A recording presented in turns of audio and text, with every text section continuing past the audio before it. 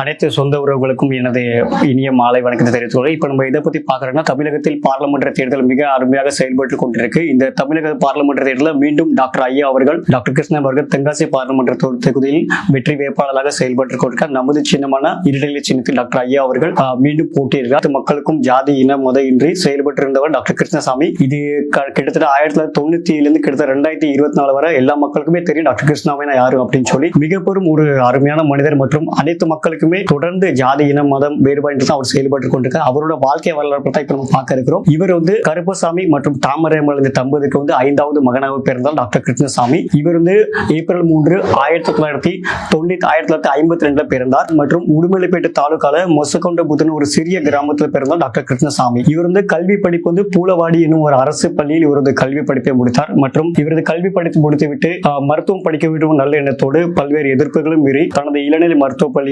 நெல்லையில், அதாவது திருநெல்வேலி மற்றும் மதுரையில் முடித்தார் மற்றும் முதுநிலை மருத்துவ பட்ட படிப்பை இவர் கோயம்புத்தூரில் முடித்து கோயம்புத்தூர்ல சங்கீதா என்னும் ஒரு மருத்துவமனையை தொடங்கி அன்றும் இன்று வரை தொடர்ந்து இவர் மருத்துவத்தில் இவரது மருத்துவ பணியா இருக்கட்டும், அரசியல் துறையாக இருக்கட்டும், அனைத்து மக்களுக்குமே டாக்டர் கிருஷ்ணசாமி குரல் கொடுத்துக் கொண்டிருக்கார். இவருக்கு திருமணம் நடைபெற்றது. திரு சந்திரிகா கிருஷ்ணசாமி மற்றும் இவருக்கு ஒரு மகளும் இருக்கிறார்கள். அனைவருமே தொடர்ந்து மருத்துவத்துறையில இருக்கட்டும், அரசியல் துறையாக மக்களுக்கு செயல்படுத்திக் கொண்டார் மற்றும் இவர் 1992 தேவேந்திர குல வேளாண் கூட்டமைப்பு ஆரம்பித்தார். அதன் மூலியமாக தேவேந்திர குல மக்களுக்கு ஏற்படும் அவலங்களுக்கும் துன்பங்களுக்காக டாக்டர் கிருஷ்ணசாமி குரல் கொடுக்க ஆரம்பித்தார். மற்றும் எல்லாருமே பார்த்திருப்பீங்க கொடியங்குளம் சம்பவம். அந்த சம்பவம் கர்ணன் படம் மூலியமா பார்த்திருப்பீங்க. அந்த படத்திலேயே தெரியும் உங்களுக்கு அந்த மக்கள் எவ்வளவு ஒரு துன்பங்களுக்கும் கவலைகளுக்கும் எவ்வளவு ஒரு துன்பங்கள் ஆளாங்க அப்படின்னு சொல்லி. அந்த சம்பவம் நடந்து 1952 அக்டோபர் 31. அந்த சம்பவம் நடந்த அன்றை கேள்விப்பட்ட டாக்டர் கிருஷ்ணசாமி தனது சொந்த வாகனத்தில் கோயம்புத்தூர் வரை சென்று அந்த மக்களுக்கு ஏற்ற அவர்களுக்கும் துன்பங்களுக்காக தனி ஒரு மனிதனாக நின்று போராடினார்.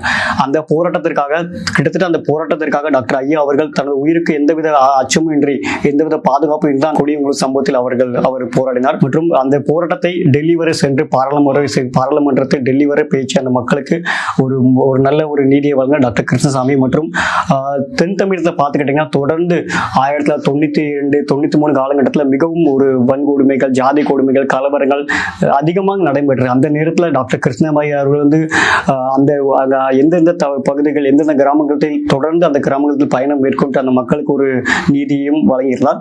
மற்றும் இவர் 1996 இவர் ஒரு தேர்தல் களத்தை சந்தித்தார் டாக்டர் கிருஷ்ணசாமி. அதன் மூலமாக இவருக்கு சிறப்பாக வெற்றி கிடைத்தது. அந்த தனது வெற்றி என்பது தனது ஜாதி மட்டும் இல்லாமல் அனைத்து ஜாதிக்கும் செயல்பட வேண்டும், அனைத்து மக்களுக்கும் செயல்படும் நல்ல எண்ணத்தோடு 1997 டிசம்பர் 15 இவர் புதிய தமிழ் ஒரு கட்சியை நிறுவினார்.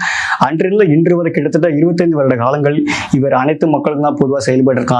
அது தேயிலை தொட்டை தொழிலாளி மாஞ்சோலை பிரச்சனை இருக்கட்டும், இல்ல கொடியங்குள பிரச்சனை இருக்கட்டும், தென் தமிழ் அனைத்து மக்களுக்கும் அவர் குரல் கொடுத்து கொண்டிருக்கார். மற்றும் இந்த புதிய தமிழகம் கட்சி ஒரு ஆளுக்களோட கட்சியில் அனைத்து நம்மளோட நிர்வாகிகள் அனைவருமே அனைத்து மாவட்டங்களும் செயல்பட்டு கொண்டார்கள். இந்த கட்சியை நான் மும்பையில் செயல்படுத்துகின்ற அனைத்து நிர்வாகிகளுக்கும் தெரியும். புதிய தமிழ் கட்சி நமது அருமை சகோதரர் ஜெயராம் அவர்கள் மூலியமாக நடைபெற்றுக் கொண்டிருக்கிறேன். எனக்கு ஆதரவு அளித்துக் கொண்டிருக்கும் ஒரு சிறந்த மனிதரை பற்றி நான் கண்டிப்பா இதில் பதிவிட நினைச்சிருக்கேன். அவர் பெயர் தான் நமது கிருஷ்ணா காமாட்சி. இவர் மும்பை தாராவியில் சொந்தமாக தனது கேபிள் அப்படின்னு சொல்லி ஒரு கேபிள் நிறுவனத்தை நடத்தி மும்பை டுடே நியூஸ் மூலியமாக அனைத்து செய்திகளையும் இந்த மும்பையில் நடக்கும் அனைத்து மக்களுக்கும் ஆதரவாக செயல்படுத்திக் கொண்டிருக்கார். மற்றும் எனக்கு ஆதரவு அளித்துக் கொண்டிருக்கும் அனைத்து கட்சி நிர்வாகிகள் இருக்கட்டும், அனைத்து தொண்டர்களுக்கும் அனைவருக்கும் இதே மாதிரி உங்களோட ஆதரவு கண்டிப்பா வேணும். உங்க ஆதரவு ஒண்ணுதான் நம்ம தொடர்ந்து நம்ம பயணிக்க முடியும்.